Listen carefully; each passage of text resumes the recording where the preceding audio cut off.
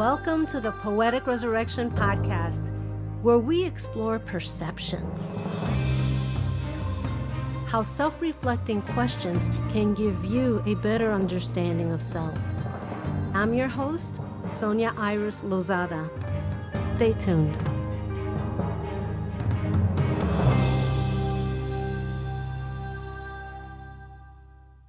Trini Rodriquez is the co-founder and former executive director of Tia Chucha's Centro Cultural and Bookstore, a cultural center and bookstore in LA's San Fernando Valley that transforms community through ancestral knowledge, the arts, literacy, and creative engagement. Trini facilitates women's healing sweat lodge and healing circles in Native American and Native Mexican traditions. She and husband Louis J. Rodriguez produced the Hummingbird Cricket Hour podcast. Hi, and welcome back to Poetic Resurrection. Our guest today is Trini Rodriquez, and she is a poet and a facilitator of women's healing sweat lodge and healing circles in the Native American and Native Mexican traditions. Welcome, Trini. How are you? I'm doing fine. I'm so glad to be here. Thank you for inviting me. Yes, no, I really am interested in the healing and the fact that you're a poet and you can work all those in together. I mean, I think that's fascinating. So what poem do you have for us today? I have a poem that deals with women and the way I see women too. So I wrote it for International Women's Day some years back, and it reads this way. I've been a woman too long searching for ways to escape this cocoon, to spread wings wide, no longer hide my being, my heart, my life. Aching to find my way home to this body through this voice. No more asking permission to be me, know myself, be at one with destiny. Today, International Women's Day, in honor of women born before, in thanks to women here now, I offer a prayer, a divine mandala, color of freedoms and dreams. Bless this awaited return to the roots of our sacred knowing, that while our days are numbered, our presence will be counted, in courage bared, in love shared. For when we stand, live out loud, rescue our trampled souls, we heal the spirit within, to humbly transform, to proudly say, I've been a woman. That's beautiful. Thank you. I mean, it's just, there's so much acknowledgement now in being a woman and having that National Women's Day and having you do that poem. And it's so true. We don't listen to our feminine side because the feminine side was always like, oh, no, you have to be assertive and a go-getter. And there's nothing wrong with the feminine side. I was telling someone else that it bothers me that when they change the name of something, it's always the feminine that leaves. There's nothing wrong with the feminine, that we try to belong in a man's world for so long that we forgot who we are and that we actually have a lot to offer. You work with that. You do work with the women in the sweat lodges and healing. Yes. Can you tell us more about that? Because it's really interesting. Yes, I agree with you. There's been so much that's been pushed aside about our feminine aspect of ourselves. And it's an energy that's in everything and in everyone. And so the way that I see it, the feminine has to be rescued again, to be honored again in a way that's proper.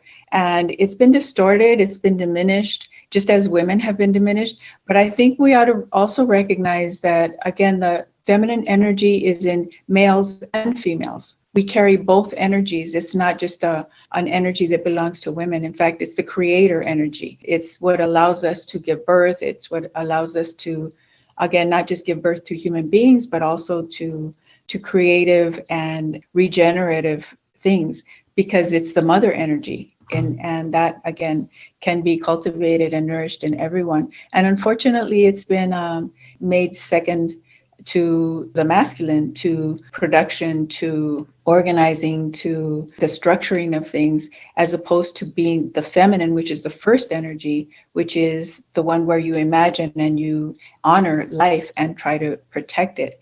And so it's just, I think, a very important thing. So in my work as a sweat lodge leader and also doing healing circles, that's one of the things that I find is very, very common. There's this real sadness and just a sense of not being understood by others, but also we don't understand ourselves. And so a lot of the work that has to do with sweat lodge and so on is for us to recover our true selves and going inward, going into, I don't know if you've ever been to a sweat lodge, but I haven't.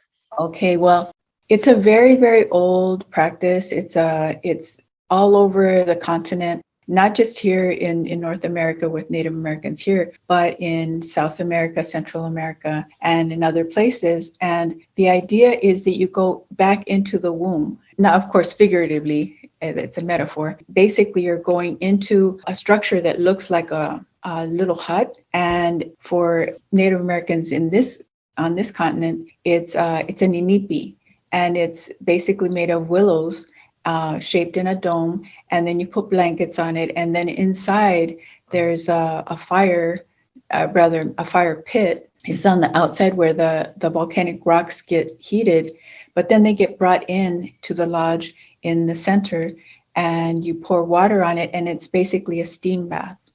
And it's a steam bath not just for you physically, it's a steam bath for you to cleanse yourself emotionally as well, psychologically as well, and spiritually as well. So it's a time and a place to recenter yourself and to also let go, because we know that when we take a bath, what are we doing? We're getting rid of the toxins, we're getting rid of old skin, we're getting rid of what we have that we don't need anymore. And sometimes that shows up in emotional baggage, memories that we're holding on to that perhaps we haven't learned from, but if we have, it's time to let them go, to make room for the new. And that's what the rebirthing is. You go in to transform yourself so that when you leave, you are more prepared, you know yourself better, you're clearer, and you're able to move forward in a better way. So that's the intent of a sweat lodge. And how long is that for? Is it something you do for an hour or hours, or how long do you stay in the sweat lodge? Again, it depends on how much time is required. Again, I do the sweat lodge for women. There are practices where in some cases you have men and women together, and then also just men by themselves. But again, because of the kind of damage that we've suffered as women, sometimes what we need is a space where we know that it's safe and it's confidential. Everything that's said there is confidential. So this purging, this letting go is something that sometimes can take, a little time, and sometimes it takes more time. It just depends on what's needed. And so it can be anywhere from an hour to 2 hours to 3 hours. There have been 4-hour sweat lodges. And the idea in some cases, people like to talk, but really the idea is not that you're talking inside, you're praying inside. And prayer is, for different people, is different things, but for a sweat lodge, all you're doing is speaking from the heart. You're not reciting something that's been scripted for you. You're basically praying from your center, deeply. From your soul? From your soul. That's the point. And it's interesting that the lodge would be in the dark, because when you go inside, there is no light. You're closing the flap of the door that you walk into, which is, again, a blanket. And so it's entirely dark. Just like in the womb, it's dark, it's moist, it's warm, and you're going to hear the heartbeat. Well, the heartbeat is the drum that we play, and the singing is basically an offer of prayers. So what we ask people to do is we ask them to sing, join whoever's leading the song, and also to pray, to really speak from that place where we know a lot of times we hide our insecurities, we hide our fears, we hide our biggest concerns. And of course, that could be very damaging because we carry it in our body. What we don't release, we're carrying. And so that can be very heavy after a while. These practices allow us to take the time to attend to ourselves. I think that's great. What do you do? Because I'm naive with this. I'm going to ask you questions probably the regular person would probably have for you. Do you not drink water during that time, or do you have water with you because of the sweating? I just want to know that if someone would be interested in this, they wouldn't be afraid of dehydrating. Right. The idea too is it's a very good to lose a lot of water. You're going to perspire. And so what we ask people to do is to prepare on a number of levels. Physically, you want to make sure that you're hydrating. You're well hydrated before you get in. And also that you haven't been eating heavy things, because your digestion takes a lot of energy too. So if you're in there and you've had a big meal, well, that's not going to help you if you're trying to release and let go. So we ask that people do that. Also, because the toxins that we have in our bodies are, if we've ingested anything that's toxic to our bodies, like let's say we've been drinking alcohol, or we've had drugs that we shouldn't take. If we've had that, that's going to be released too. So we don't want to have things in our body that are going to be difficult to release. So we ask to people to abstain from that for at least 4 days before. Yes, you do want to be well hydrated, and no, we don't drink water during the sweat lodge, but the flap does open 4 times because we pray in the 4 directions. It will open 4 times. And during those, what you might call breaks, we can pass around water, but we don't do it during the prayer and the song time. Okay, that's really, because it's fascinated me. I actually studied the U.S. Native American cultures for a year at UCLA. I studied the music. Oh, yeah. So it was fascinating. I've always had an interest in that because it's so close to earth. Yes. It's the appreciation of the earth, and you give gratitude to the earth. I'm like a tree hugger. I just love plants and animals and all of that kind of stuff. So studying the Native American culture and the beauty of it with the gratitude for life is always fascinated me. It starts there, and it's a beautiful way to enter anything, to start your day, to, of course, start prayer. Prayer should be started with gratitude. We've been, in many ways, misdirected to think of prayer as a time to be asking. But really what we're supposed to do is the prayer starts with gratitude. And then what we may ask after we express our gratitude is to ask for guidance for the things that we can't seem to do alone, or that we don't seem to have, tapped into. One thing I did want to add is that I was asked and given permission to lead these sweat lodges by my adopted dad. I was just so lucky with that. When I was, I think it was 40, it was 1989. I just by chance, my husband, who had already started doing sweat lodge on the Navajo reservation, he was there to speak to youth, because youth are troubled everywhere, to the degree that we've lost our way from our traditions, our most sacred understandings. People are starting to get very lost. And so that's true also on the reservation. So he was asked to speak to youth there, and in the process met someone who became my father and adopted us. He's a medicine man, and he adopted me and my family. And he's the one that, Trini, you ought to do lodge. And I'll tell you, that's the last thing I wanted to do.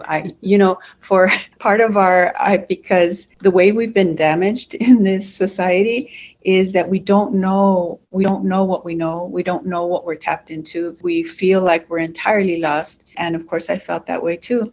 So it took me a while to even accept, the idea that I could run lodge. In the process, one of the things he told me was, I don't expect you to be Dene, which is their word for Navajo, their people. And he says, but in the process, what you'll end up doing is you'll find your way back to your own ways. And that's partly what's happened. I've been able to now travel to and meet quite a few curanderas, which is from Mexico. And just last February, just before the pandemic closed the borders down, I was on a trip to Mexico with curanderos. It's beautiful. The way that sweat lodge gets done there is slightly different. It's not with any willows, but rather it's a dome structure that is made of adobe. And so it's almost like being in an oven, but of course you're safe. And this is a very, very old tradition, as I mentioned. So these are women who do this regularly as a way of, it's a healing, literally healing, where they use the water and the herbs that they use for either teas or for just for the water that they pour on the rocks. It has all medicine is in our plants. And so the medicine will come through in the air as if we're drinking it also. So it's a way of, you're getting medicine through your pores, but also if you drink it, it will come through your body that way. And so it's an interesting exchange. You're perspiring out the things that you don't need, but you're getting in the things that you do need. Yes. So it's a rebalancing, really, is what it is. Yeah. No, it's beautiful. And for those of you that don't know what a curandero is, translated is a healer. Exactly. Now, I also, that's a good segue into my next question, which is, what are healing circles and how do they work? Well, I'm glad you asked that, because it's there's a distinction between what some people are calling talking circles, and you pass it to a stick around and you talk. But really, healing circles go a little deeper than that. They are, again, you're supposed to, if someone wants a healing circle, it's usually because they're going through some type of trouble, some type of challenge that they feel they need guidance and help with. And so the idea is to bring medicine to that circle, medicine to help someone get through those struggles. So the idea is that if they ask you for help with that, then you basically ask that person who would they like there too, because sometimes a person wants to talk to just you, and sometimes they want their circle of support, their friends, their mother, their whoever it is that they feel that they can be truthful in a circle with. And sometimes it may not be your closest relatives. It's interesting enough. It may be the people that you allow yourself to be honest with and that know you well, and that aren't going to sit there and judge you if you're going through a struggle that's difficult, that perhaps other people would judge. The idea is you come together to, again, do pretty much the same thing you do in a sweat lodge. You sing, you pray, this person will ask, first of all, explain their situation, what they're struggling with, and they will just release that way what it is that they're concerned about. And surprisingly enough, a lot of times people, which is very interesting, a lot of times it takes just saying things out loud that will allow people to come to their answers that we hold inside anyway. And so the interesting thing is that the medicine that we can offer, of course, there's cleansing sage and there's copal, which is the resin from the tree that you burn and bless with. There's all kinds of different things that you can do. But the main thing is that you're sitting in a circle of respect and honesty and transparency, so that we can be real about where we're at and get closer again, if we've lost our way, to who we really are. Because when we're tapped into who we are, that's when we can do our best in finding our way again. And so sometimes that takes a circle. It takes a circle. And so it's circle. Healing. I'm sorry, you faded out. A circle of what? It's a circle of support. And healing, if you look at the word healing and what it really means, it means to become whole. It just means to become whole. And a lot of times, if you look at trauma, we realize that many times we're separate even from ourselves. We dissociate. If something's really painful and we can't deal with it, we don't remember. I know in my life, there was a lot of things, a lot of blacked out periods that I just don't even know. I can't account for. And so the idea is to be able to face yourself, but also face the fact that you have the capacity, and with medicine and with guidance, and again, mostly honesty and with heart, we can recover.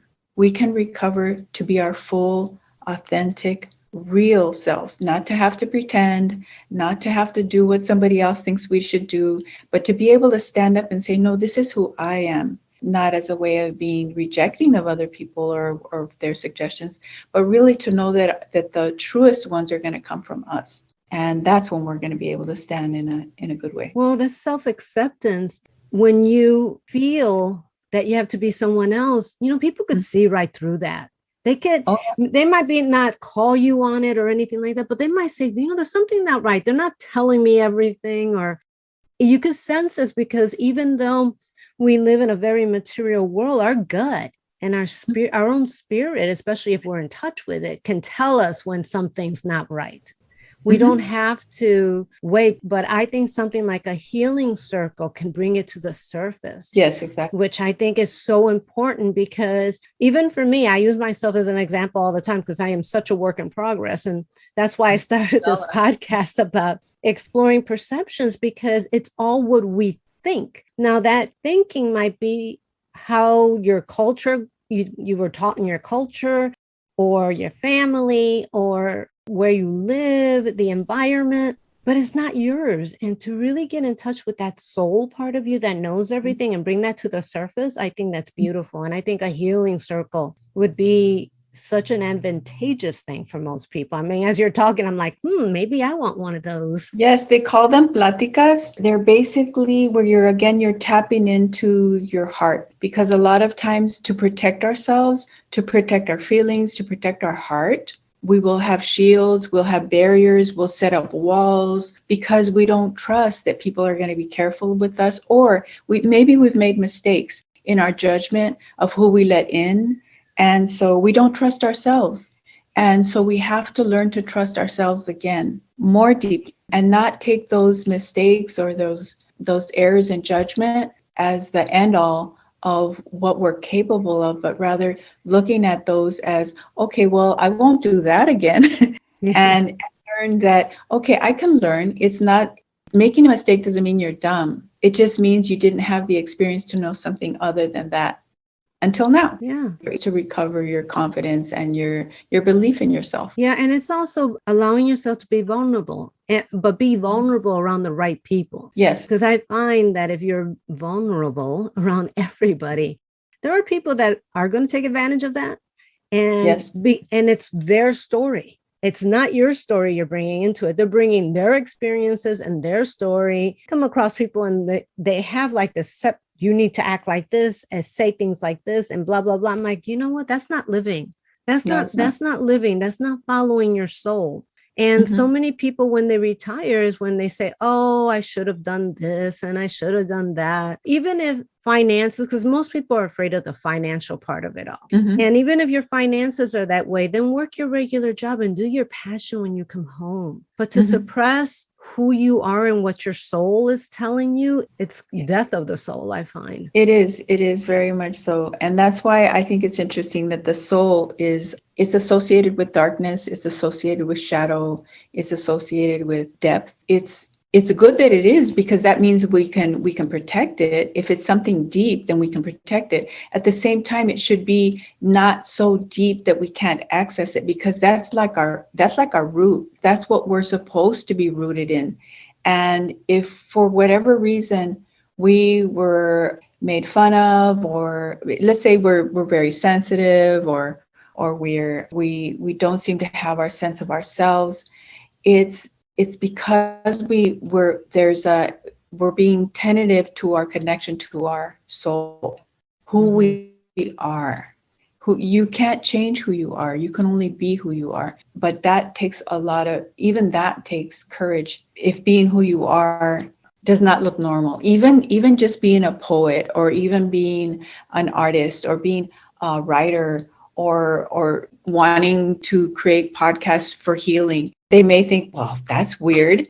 But no, it's actually, if that's really coming from a place of you wanting to fulfill a calling that's deep, that's not based on what other people think you should do, but because you can't help but do it, that's a soul thing. Yeah, it's important to find out what that is for each of us. Yes. I've been an actor. I've been writer, poet, dancer. I mean, I've been everything entertainment. It's my passion to do that. Now, my frustration with it is that you don't make any money. So you still have to have a regular job to Yes. do it. But my saving grace was that I did do it. Mm-hmm. I had to let go of the anxiety of Mm-hmm. the money part. I got to Yeah. make money. I got to make money. Once I let go of that and just says, this is my passion. I'm doing it. I should enjoy it Yes. instead of stressing that it's not making money. Because let's Mm-hmm. face it, what do they say in people in SAG, which is the union I'm in? Mm-hmm. Less than 5% make a living off of acting. Less than 5%. Those are terrible odds. So accepting that, I accepted that I'm probably not going to make that my living, which is I'm okay because I've kind of shifted. I've Mm-hmm. gotten more into the soul part of me. It was very hard to let go of that. It was difficult because you feel like, well, I'm doing my passion. Why am I not making money? And the healing part of it came with meditation for me. And like I said, I'm a work in progress. This kind of stuff that seems to accelerate you getting into that, to me, is a wonderful idea. You were telling me that you got your native name recently.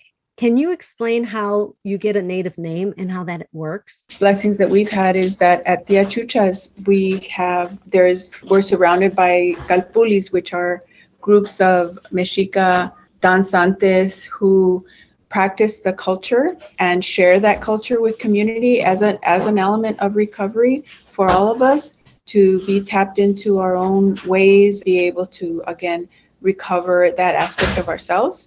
We were lucky enough, one of the groups, Tloquenawake, which is one of the groups at the Achuchas. The Achuchas is the cultural center that my husband and myself established in the San Fernando Valley. They offered to do a naming ceremony for myself and for my grandson, who was very much interested in his recovering his native roots. So my husband also got his name. The idea is that you're supposed to get a name that reflects your energies, the energies that you carry. There's a way to know what those energies are if you know how to read the Aztec calendar. It's called the Aztec calendar, but it's the sun calendar.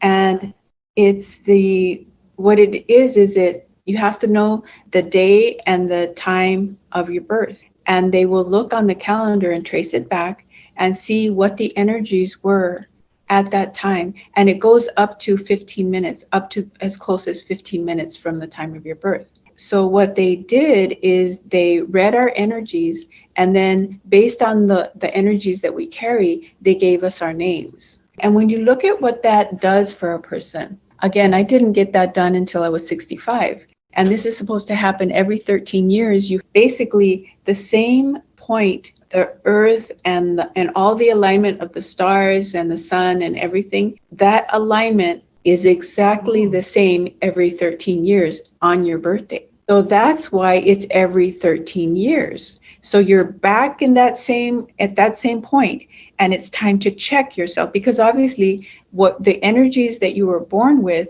if you've worked with them, if you've developed them, you're going to be not at the same level, you're going to be at a higher level. And that means that your name will also shift. So because your energies are still there, but you've worked them, it's another, and of course you're at another stage in your life too. 13 is different than 26, is different than 39, is different than 52, and different than 65.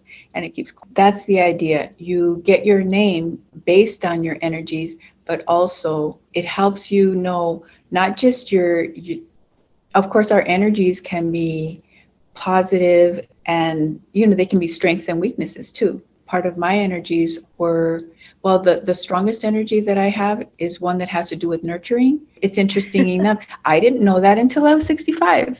And it turns out it's an energy associated with curanderas and with weaving, and with weaving in the sense of creating, of taking what there is and making something beautiful out of it in a caring way. And so that's one of the energies I have. And so my name is Tlazoteo. And so it's a beautiful, beautiful ceremony. It's one that it would be beautiful if everybody had that ability to know themselves that well and to be seen. Because part of what it does is it tells you are unique You have your unique energies, which is your gift. And so the importance of knowing what that gift is so that you can work it and offer it. Because a gift isn't something that you just hold on to and just know.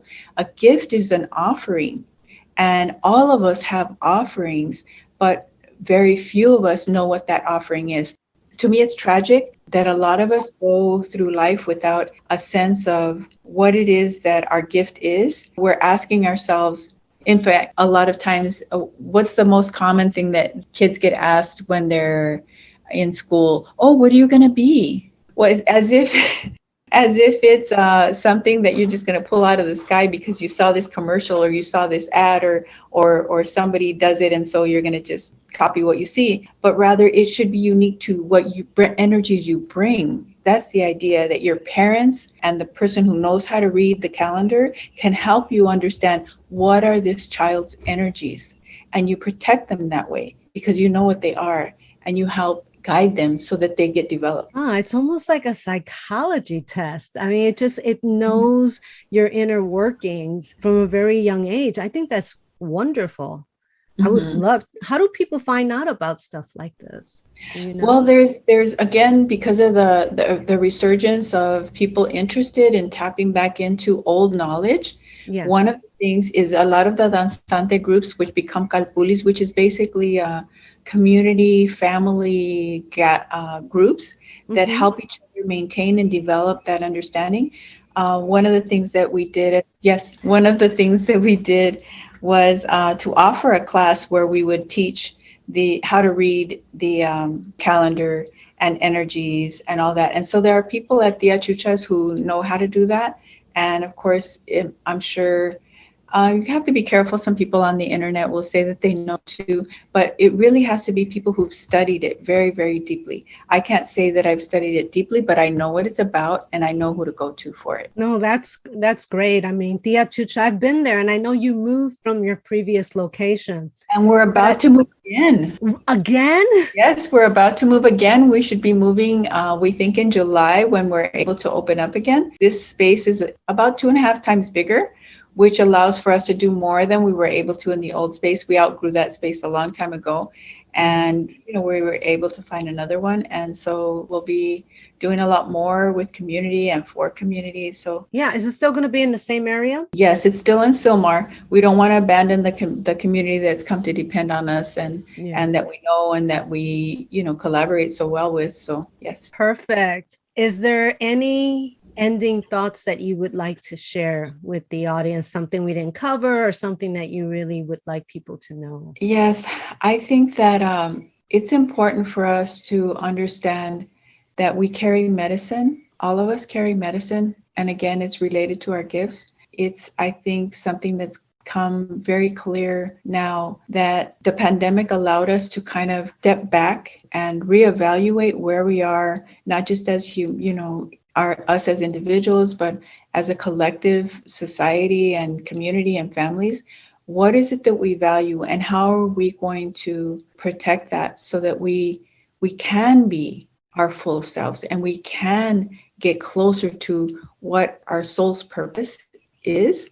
And so I would say that it's just so important for us to not put that off, because the sooner we really understand ourselves, the sooner we can develop ourselves in a way that honors who we are, and in the process will honor all of us by, again, sharing that part of ourselves that's really true. Perfect. And how can people reach you? Let's say they want to maybe join one of your sweat lodges or a healing circle. How do they contact you? One of the things that my husband and I do is we do a podcast called the Hummingbird Cricket Hour, diachucha.org. Perfect. And there you could find links to all your other places. Yes, I'm no longer the executive director there, but anybody who tries to reach me there, they just forward the information. That would be perfect. Yeah, because they could look online. They could contact you regarding these healing. How often do you hold these healing circles and sweat lodges? The sweat lodge, unfortunately, it hasn't been able to happen during the pandemic, but normally they happen every month. And we expect to resume also in July, because again, we're told that the herd immunity should be okay by then. And it seems that most of the people we know are vaccinated, and we would just ask that they make sure that they are, because we want to keep people safe, and we didn't want to take the chance that we were going to contact the virus either through ourselves or through others. So we just didn't do it for all this time. But yes, we're really looking forward to resuming that. We need it. Perfect. I want to thank you so much for being here for reading that lovely poem and the healing because I think our soul needs to be healed so badly. And people think of from the outside in versus the inside out. Yes. And there are people out there that there's a pill for everything instead of working on who they are. So I wanted to thank you so much for being on the show. Thank you. And many blessings. Many blessings to you. Thank you for listening to the Poetic Resurrection podcast. Please visit us and subscribe to our newsletter at poeticresurrection.com for the latest information and updates.